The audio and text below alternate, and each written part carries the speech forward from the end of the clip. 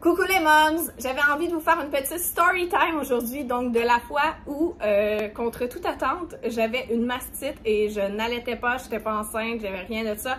Donc je vais tout t'expliquer. Si tu sais pas c'est quoi une mastite, reste là, je t'explique ce que c'est et je t'explique ma péripétie et comment on est passé de « Oh my god, la petite a fait une crise de cœur » à « Finalement c'est une mastite ».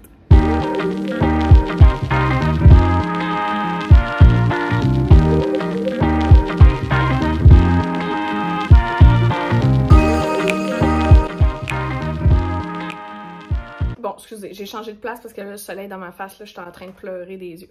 Pleurer des yeux, of course. Bref, donc vous le savez, si vous êtes ici depuis longtemps sur ma chaîne, je me prends pas pour une infirmière ni pour un personnel médical. Je m'en viens pas vous diagnostiquer une mastite, mais je vais vous expliquer comme grosso modo. En fait, moi, on m'a jamais expliqué ce que j'avais. Finalement, je l'ai su parce que ma mère connaissait une infirmière qui me traitait, mais ils m'ont jamais dit ce que j'avais. Donc, je vous explique ce que c'est une mastite. Grossièrement, je ne suis pas infirmière encore une fois, vous ferez vos recherches par vous-même, mais souvent, on l'associe à l'allaitement parce que c'est souvent causé quand tu as une blessure ou quand tu as un gros engorgement du sein quand tu allaites justement ou quoi que ce soit.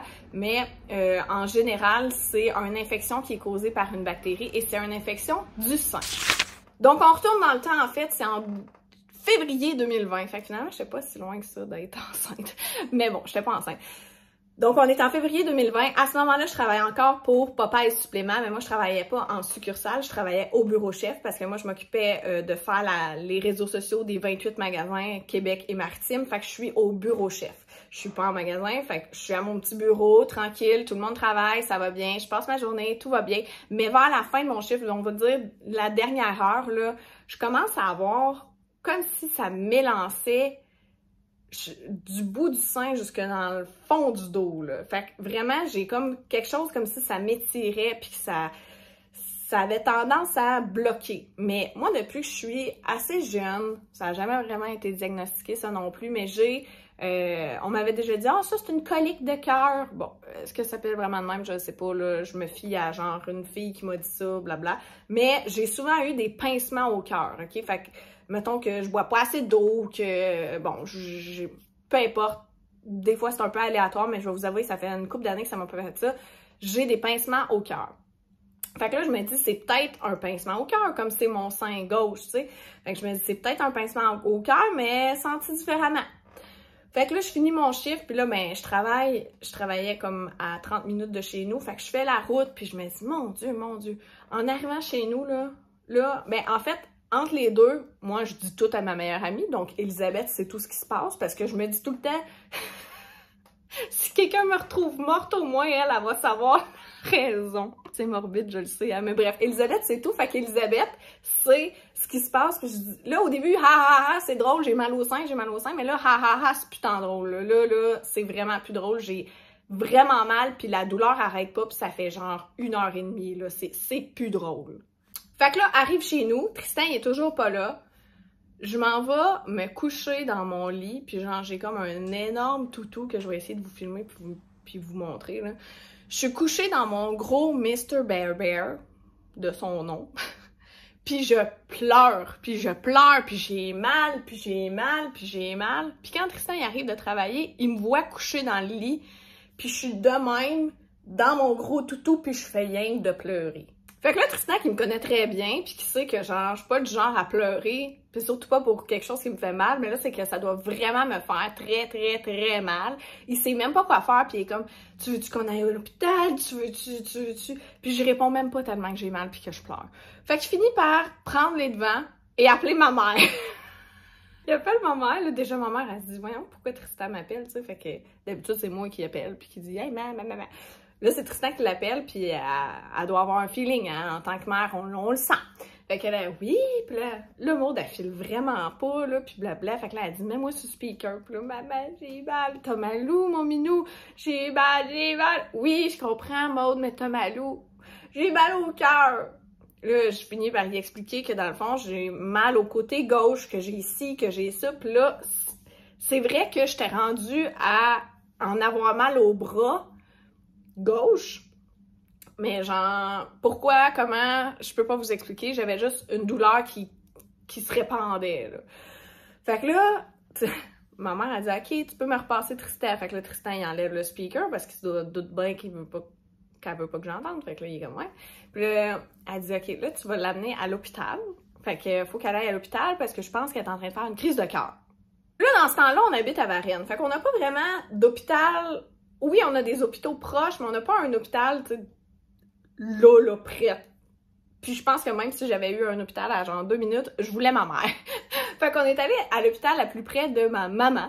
Parce que je voulais ma maman, puis je voulais que ma maman elle vienne me voir. Fait qu'on a fait de la route pour aller là-bas. Puis là, petite parenthèse dans tout ça, moi j'ai perdu ma grand-maman il y a quelques années, puis ma grand-maman, quand elle filait vraiment pas, puis elle avait eu un cancer dans le fond, puis ma mère, elle l'a amenée à l'hôpital, puis elle avait mal, mais quand elle est arrivée au triage, puis que l'infirmière, elle a dit combien vous avez mal sur 10, je pense qu'elle a dit qu'elle avait mal à 3 ou genre 5, là, tu sais, c'était vraiment pas assez haut comme chiffre, fait que ma mère, qui a été bien traumatisée de ça parce qu'elle se dit « Voyons donc, mais t'as mal à 10, t'as mal depuis tout à l'heure, puis je t'ai jamais vu de même, blablabla, blablabla, blablabla. » Bref, ma mère, elle me dit « Là, fais pas comme ta grand-mère, là, quand t'arrives au triage, tu dis que t'as mal à 9 ou à 10, mais dis que t'as mal, là, faut que tu passes vite. » Parce que là, ma mère était bien inquiète que je sois vraiment en train de faire une crise de cœur, finalement.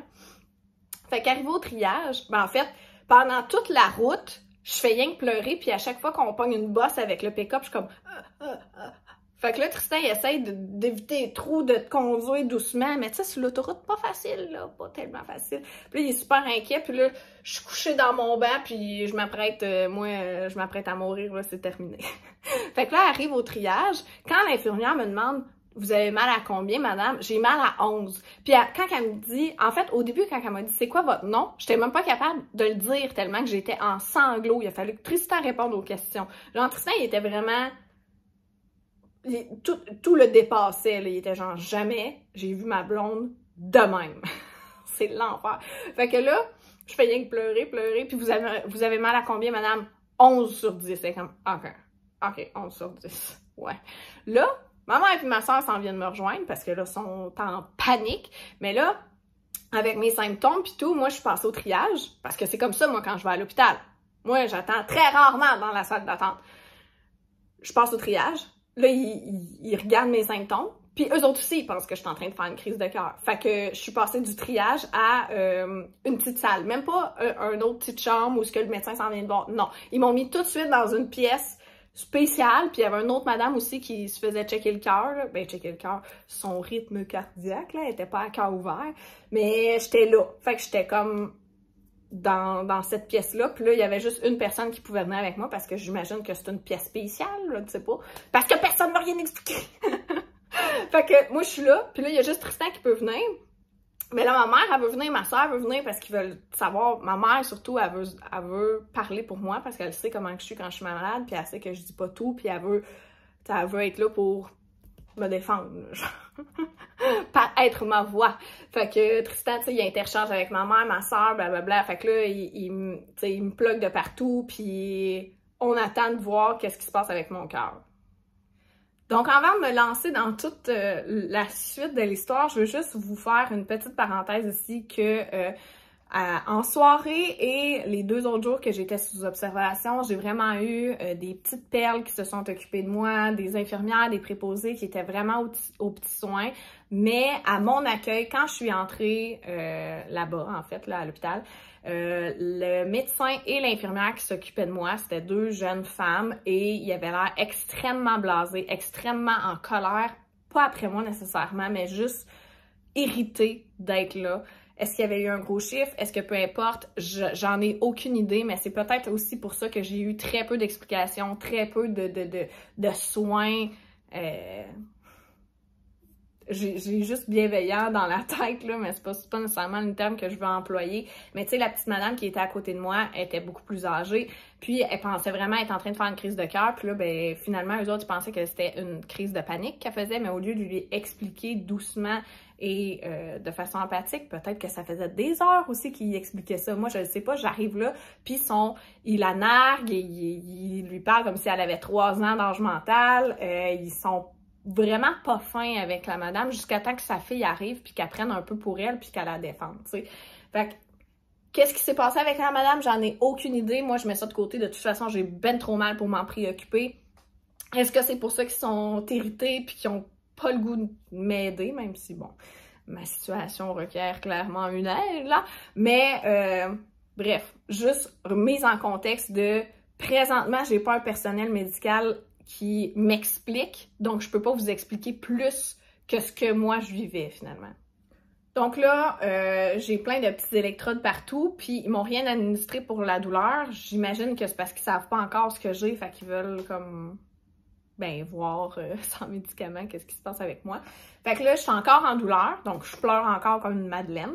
Mais, tu sais, je me calme un peu. Mais là, ils veulent faire un écho de mon cœur. Mais un écho, là, une échographie, là, si vous êtes maman et vous en avez eu sur le ventre, c'est pas nécessairement pesant la machine, là, tu sais, c'est assez léger comme machine, mais si jamais il faut qu'il aille voir quelque chose, ben ça se peut qu'il pèse, tu sais. Fait que, puis je vous confirme que pour une mastite, ou en tout cas pour ma situation à moi, il pesait. Fait que là, elle pesait sur mon sein, finalement, pour aller voir qu'est-ce qui se passait avec mon cœur. Mais là, wow, ça marchait pas. Mais elle allait comme plus voir mon cœur que mon sein, finalement. Même si je disais, sais-tu, plus ça va, plus que j'ai mal au sein. J'ai mal au sein, j'ai mal au sein. Mais là, dans tous les tests que je passe, jamais qu'on a regardé mon sein gauche, finalement. Tu sais, on s'attaque vraiment au poumon, au cœur, à tout ce qui pourrait vraiment être un organe important qui flanche, OK? Mais il n'y a personne qui regarde mon sein. Parce que probablement que s'il l'avait regardé vraiment plus tôt, il aurait dit « OK, c'est une mastite qu'elle fait. En fond, c'est pas une crise de cœur qu'elle fait. » Mais il n'y a personne qui l'a flagué. Jusqu'à temps que là, après tous les tests, ma mère était là « Oui, mais ça fait 2 heures qu'elle vous dit qu'elle a mal au sein. Pouvez-vous regarder son sein? » Fait que là, mon infirmière et mon médecin qui sont plutôt blasés, sont plus à l'écart. Puis j'ai un autre petite infirmière qui dit « Ben oui, ça va me faire plaisir de regarder ton... où ça te fait mal finalement. » Donc elle regarde. Puis là, dans tout ça, j'étais encore dans ma petite pièce de... Je vais l'appeler la pièce cardio, là, OK? Là, fait que j'étais encore en cardio. Mais là, ils veulent me déplacer en observation. Fait que je suis comme plus un cas nécessairement cardio, mais ils savent pas encore ce que j'ai. Puis là, je reviens de mon test avec l'espèce de gaz là, qu'il a fallu que je prenne. Là. Puis je dis à ma mère, « Maman, je vais aller dormir à la maison, s'il te plaît. Je veux pas dormir ici, je veux pas dormir tout seul. » Je te dis, là. Puis là, je dis à Tristan, « Tu me laisses pas ici tout seul, tu me laisses pas dormir ici tout seul. » Puis là, j'avais donc peur de rester à l'hôpital tout seul. J'haïs ça, l'hôpital, j'haïs ça. Puis là, quand je dis à maman que je suis correcte pour... Non, je suis correcte. Ben finalement, ça prend legit 4 secondes entre la fin de ma phrase et le moment où je me retourne puis je vomis à terre. Fait que finalement, j'étais vraiment pas correcte, puis j'étais vraiment encore très en douleur et mon corps combattait encore. Puis là, j'étais là, je m'excuse. Puis j'avais justement une petite infirmière. Elle était plus vieille que moi, là, mais... Il y avait une infirmière qui était vraiment super fine. « Mais non, inquiète-toi pas, ma poulette, mon but, c'est que toi, tu te sentes mieux, puis nanana, je vais t'apporter quelque chose à manger, ça va te mettre de quoi dans le corps. » Fait que super fine, mais mon médecin du début, là, la jeune médecin qui a l'air blasée, est à côté de moi, puis elle me regarde croche, là, puis elle dit... Elle lâche un commentaire comme... Tu veux t'en aller chez vous de même, hein, puis pas fort, nanana, puis elle me bâche, mais moi, je l'écoute juste plus, là, parce que honnêtement... J'ai d'autres chats à fouetter que ta mauvaise humeur, là, aujourd'hui. Donc, à l'heure actuelle, je ne sais toujours pas ce que j'ai. Je suis en observation et je passe la nuit seule.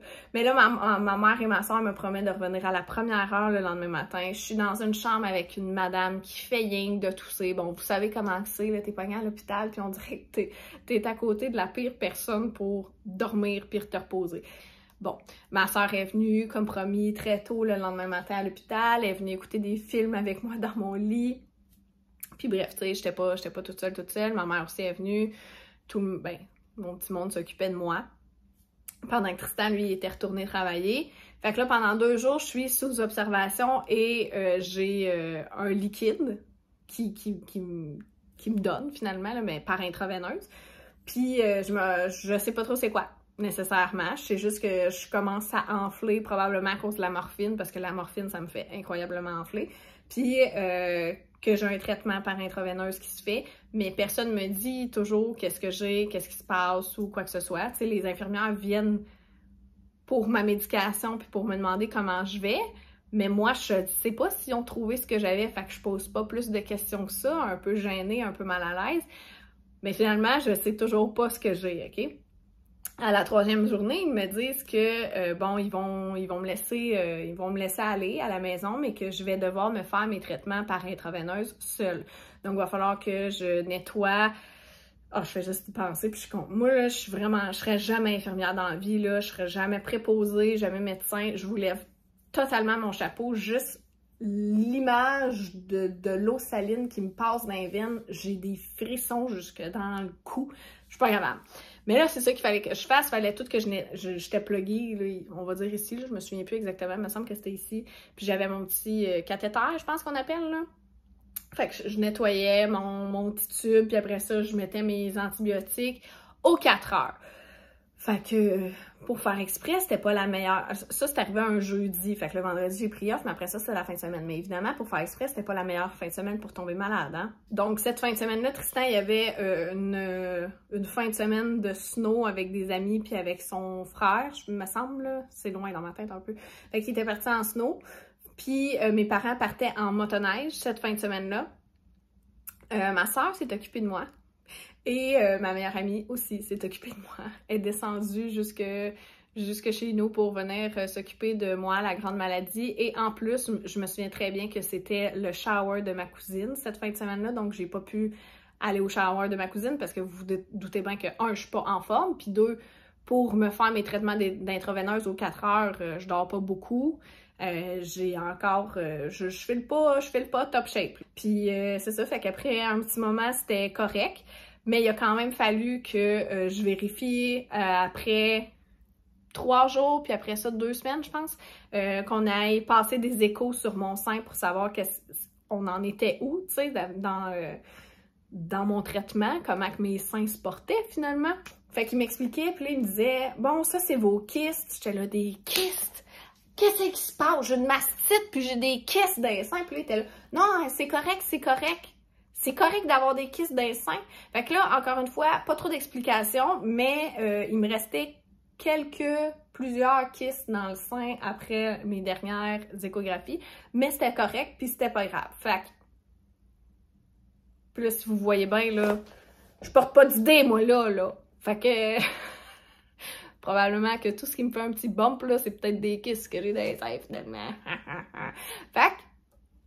Tout ça pour dire que j'ai fini par être guérie et j'ai plus jamais refait de mastite. J'ai pas fait de mastite quand j'ai allaité. J'ai plus jamais fait ça. J'ai fait ça une fois avant d'être enceinte, avant d'allaiter. Puis j'ai jamais su ni la cause, ni quoi que ce soit. Mais l'important, c'est que je l'ai plus. Je veux quand même vous mentionner que ce ne sont pas toutes les mastites qui font mal comme la mienne. Peut-être que c'est moi aussi. Moi, je pense que je suis un hypersensible dans la vie. Donc, quand j'ai mal, j'ai mal. J'ai très, très mal. Fait que, mais je dois vous avouer que c'était une douleur assez prenante, assez terrible. Honnêtement, je fakais pas d'avoir mal, puis je fakais pas de pleurer. C'est vraiment pas mon genre. J'avais vraiment atrocement mal. Mais c'est pas toutes les mastites qui font ça. Il y a plein de petits trucs pour vous aider avec des mastites. Si vous êtes sur des groupes d'allaitement, je vous invite à en parler là-dessus, mais je vous invite surtout à en parler à votre professionnel de la santé, hein, parce que moi, je ne suis pas un professionnel de la santé. Je fais juste vous raconter mes petites péripéties. Puis justement, si ça vous intéresse d'en savoir d'autres, d'avoir un autre genre de story time, parce que j'en ai d'autres, des story time comme ça, que notamment une autre que je pensais sortir de l'hôpital en 15 minutes, puis finalement, je suis restée là pendant 3 jours. Donc, si ça vous intéresse de savoir la fois où ils ont pensé que je faisais une méningite, ça va me faire plaisir de vous en parler. Faites juste me le dire en commentaire que oui, ça vous intéresse ou non, ça vous intéresse pas, puis je vous fais la vidéo d'ici quelques semaines. Donc, sur ce, n'hésitez pas à me faire un petit thumbs up, à vous abonner à ma chaîne, puis sinon, on se dit à la semaine prochaine.